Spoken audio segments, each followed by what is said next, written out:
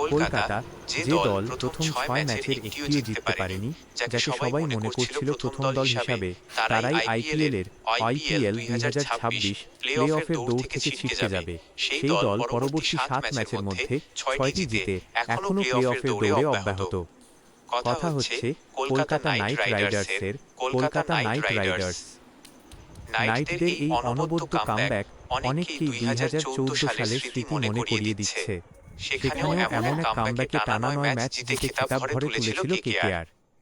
১২ বছর পর ইতিহাসের পুনরাবৃত্তির আশায় কেকেআর অনুরাগীরা।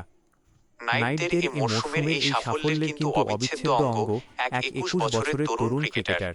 নাম অঙ্গক্রিস রঘুবংশী, আঙ্ক্রিস রাঘুবংশী। তরুণ কিপার ব্যাটারি এই মরশুমে ব্যাট হাতে নাইটদের সর্বোচ্চ রান সংগ্রাহক। ১৩ ম্যাচে তিনি ১৪৬.৫২ স্ট্রাইক রেট ও ৪২.২০ গড়ে ৪২২ রান করেছেন। যুগ্মভাবে কেকেআরের ইতিহাসে এক মরশুমে দ্বিতীয় সর্বাধিক ৫টি অর্ধশতরানের কৃতিত্ব রয়েছে অঙ্গক্রিসের ঝুলিতে। তবে সেই অঙ্গক্রিসকে ঘিরেই নাইট শিবিরে যত উদ্বেগ। মুম্বই ইন্ডিয়ান্সের বিরুদ্ধে কেকেআরের হয়ে মাঠে নামলেও ব্যাট করতে পারেননি অঙ্গক্রিস। ওই ম্যাচের প্রথম ইনিংসে কিপিং করার সময় চোট পান অঙ্গক্রিস। প্রথম ইনিংসে কিপিংয়ের সময় তিলক বর্মার এক ক্যাচ ধরতে গিয়েই তার সঙ্গে বোলার বরুণ চক্রবর্তীর সংঘর্ষ হয়। এরপরে তরুণ কিপার মাঠ ছাড়েন। তিনি আর কিপিং তো করতে পারেননি, ব্যাটিং করতেও নামতে পারেননি অঙ্গক্রিস।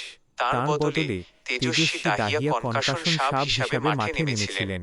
স্বাভাবিকভাবেই দলের এই মরশুমের অবিচ্ছেদ্য অঙ্গ অঙ্গক্রিসের স্বাস্থ্য নিয়ে উদ্বিগ্ন নাইট সমর্থকরা। তরুণ তুর্কির ফিটনেস নিয়ে মুখ খোলেন কেকেআরের সহকারী কোচ শেন ওয়াটসন। তিনি জানান বরুণের সঙ্গে আঘাত লাগার পরে অঙ্গক্রিস কেন ব্যাটিংয়ে কেন নামতে পারলেন না, তার ঠিক কী সমস্যা হচ্ছিল। ও অনেকটা দৌড়ে গিয়ে ওই ক্যাচটা ধরার চেষ্টা করেছিল।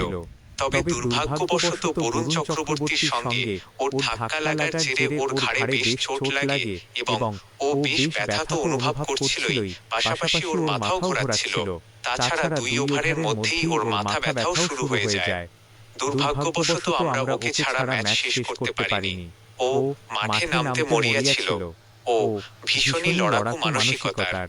তাই নিঃসন্দেহেই ব্যাটিংয়ের দিক থেকে বলবো যে আমরা ওকে মিস করেছি।